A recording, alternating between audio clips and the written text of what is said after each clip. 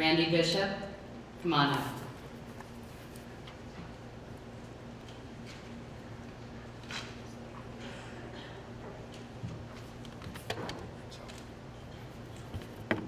Thank you, Bobby.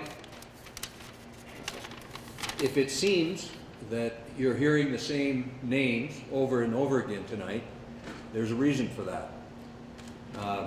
Two of those names that you're hearing a lot are Larry Anderson and Amy Eddy.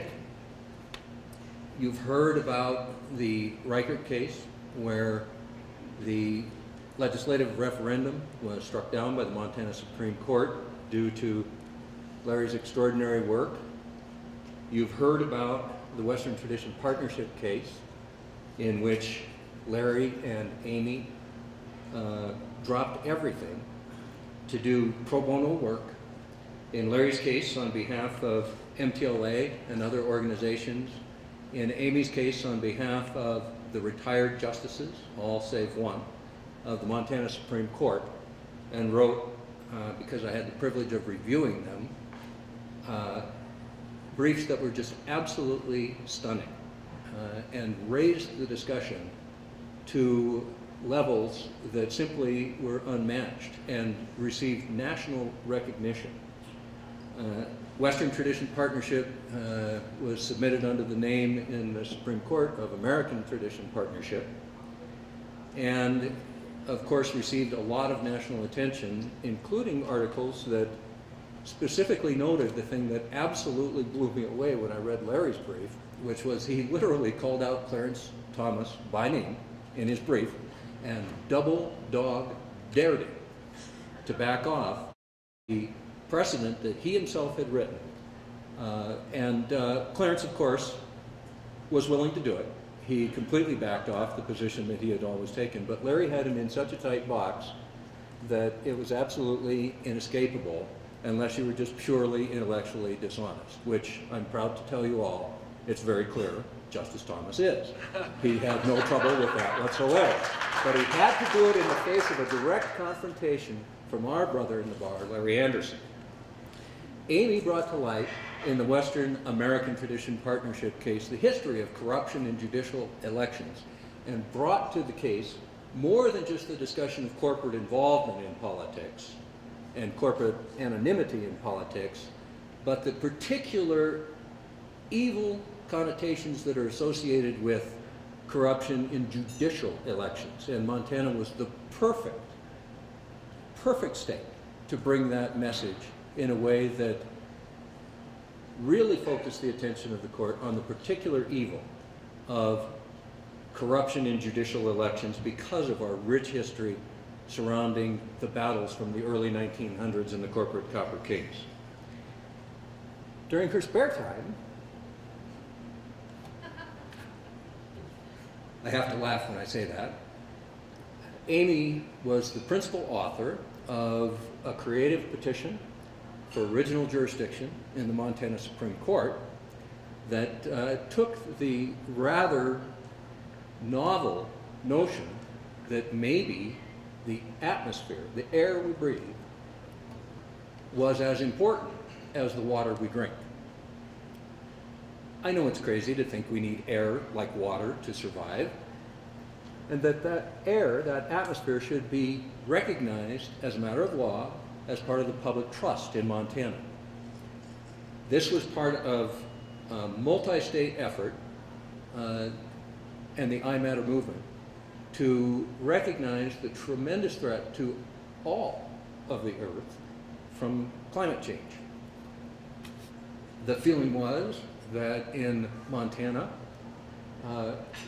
with the right approach and a petition for original jurisdiction, a finding that placed the air in the public trust would serve as a tremendous springboard precedent for the litigation that was going on in, what, 27 other states? And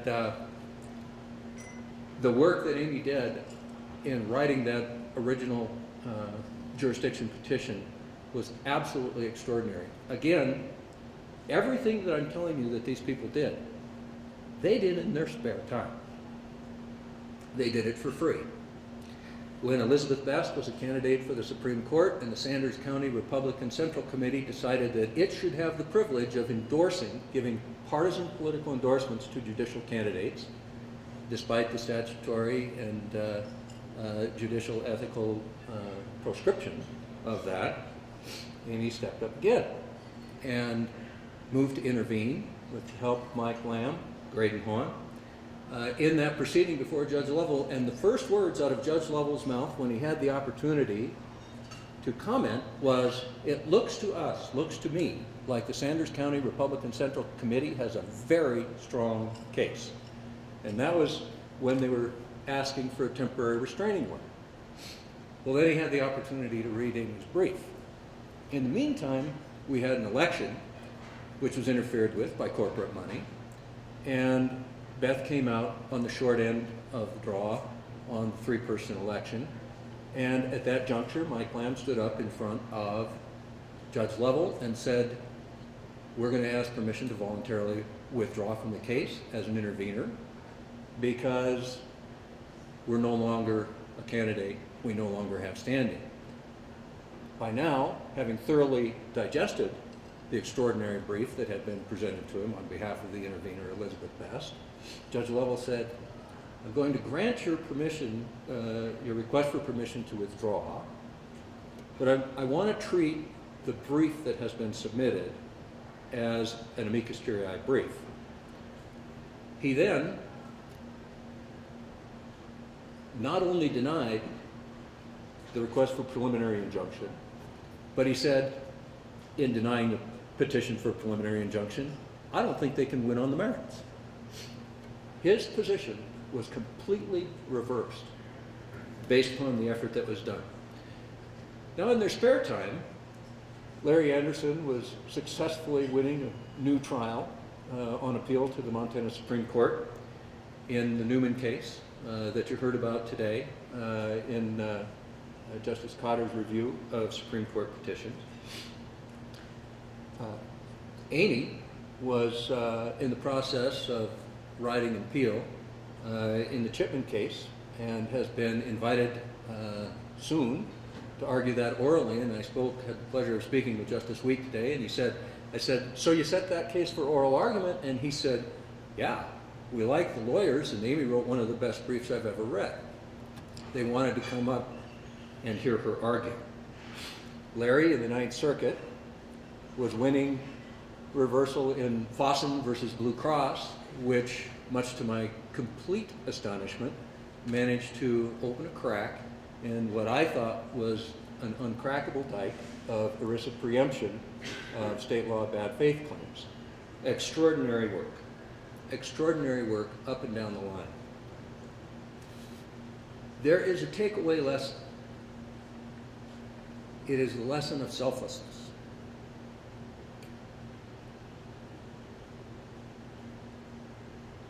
This work we do, all of us, is hard enough. Just staying afloat in front of hostile juries, hostile judges, and the demands of family life is more than most of us can bear. These two people have consistently set aside the paying work that they have to do these things for the benefit of the public and for the benefit of this organization. We heard today the United States District Judge Dana Christensen.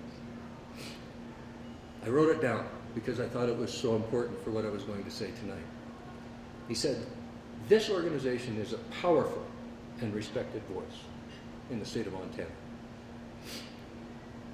We heard Chief Justice Mike McGrath thank MTLA twice for its work in the Sanders County Republican case, which, by the way, is now on appeal and has submitted her amicus brief there.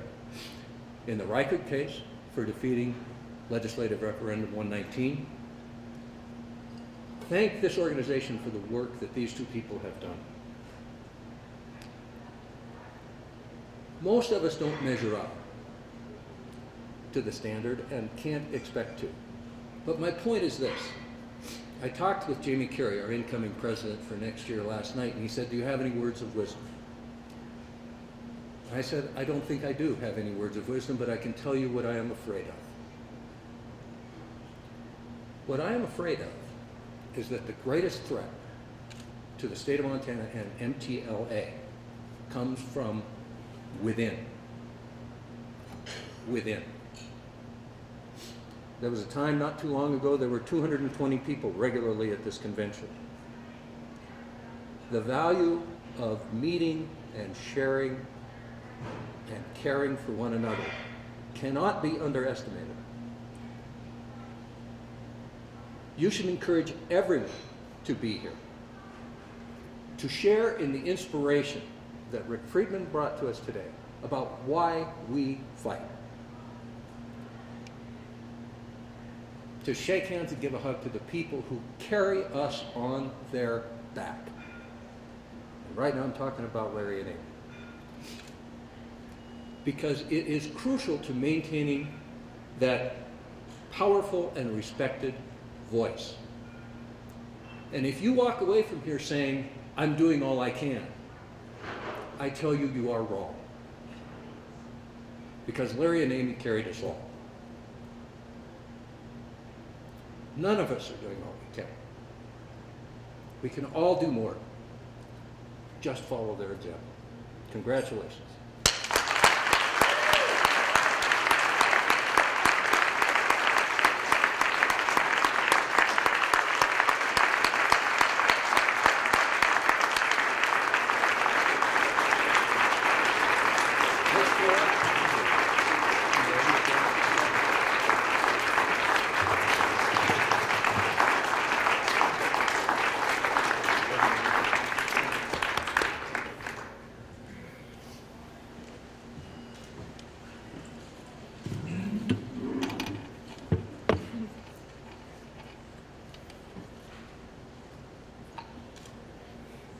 I didn't think I'd be so emotional about this.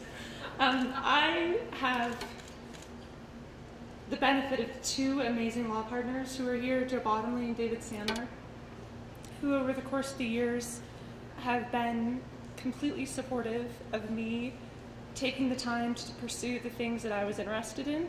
And one of them was global warming, and right now the other one is campaign finance and the constitutional implications of that.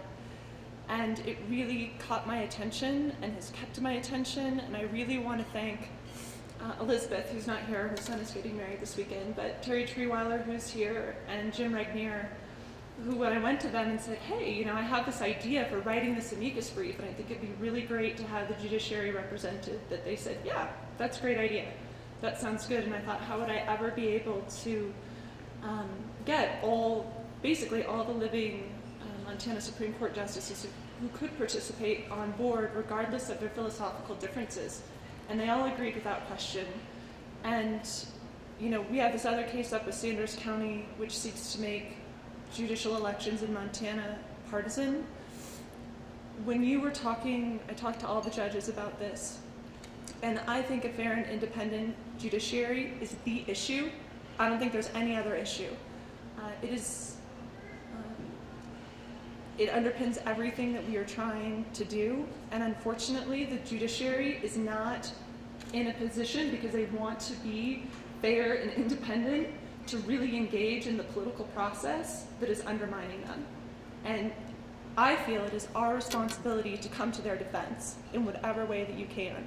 Writing amicus briefs, talking to your legislatures, talking to the people who vote, to protect them, because they can't do it on their own. So thank you very much.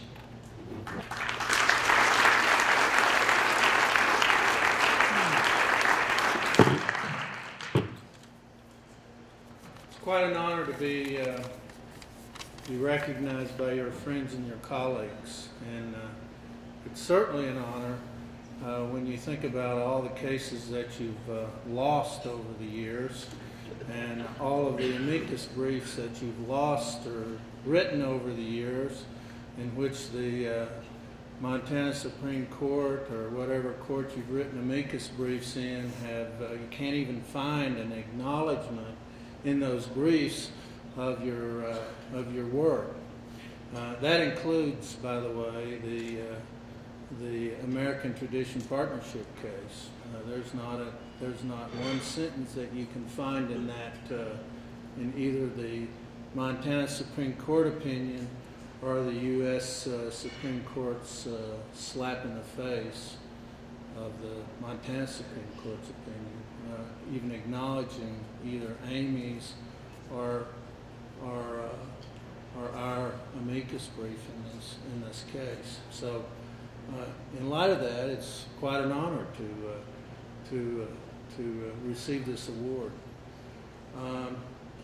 There's a lot of people to thank besides me, and start with Mike Malloy. Mike Malloy is the one who focused the issues in the LR 119 case. He's the one who argued it before Judge Reynolds, and he should be standing on this podium as well as I, at least with respect to that case.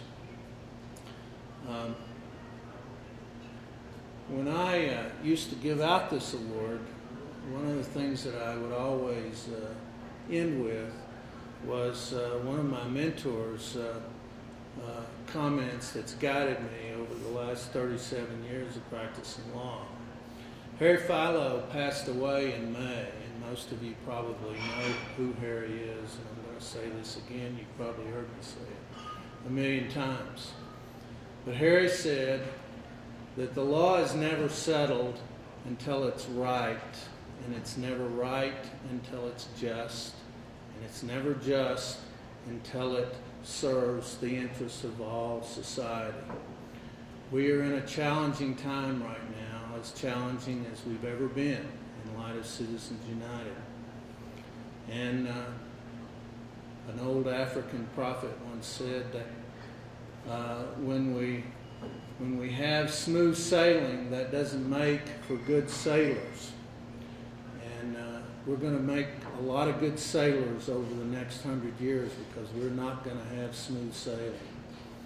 And it's going to be up to this organization and all of the TLAs across the country to deal with the effects of Citizens United. And we're all going to be challenged to deal with that. And we all have to have faith that, someone said that the arc of justice always bends towards justice, but it's a long and tortuous arc. And we're all going to have faith in that. And Rick Friedman made this comment today about the 150-year history of our struggle.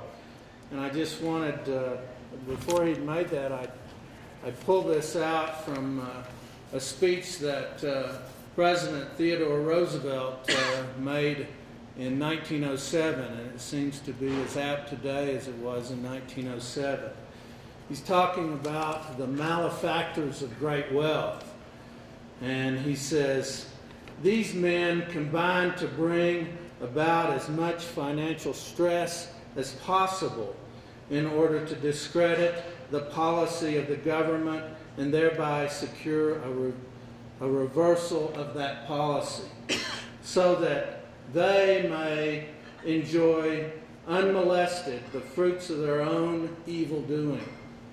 I regard this contest as one to determine who shall rule this free country. The people, through their government agents, are a few ruthless and domineering men whose wealth makes them peculiarly formidable because they hide behind the breastworks of corporate organization. That seems to be as apt today as it was in 1907, and that is our challenge, and I hope we're all up to it. Very much.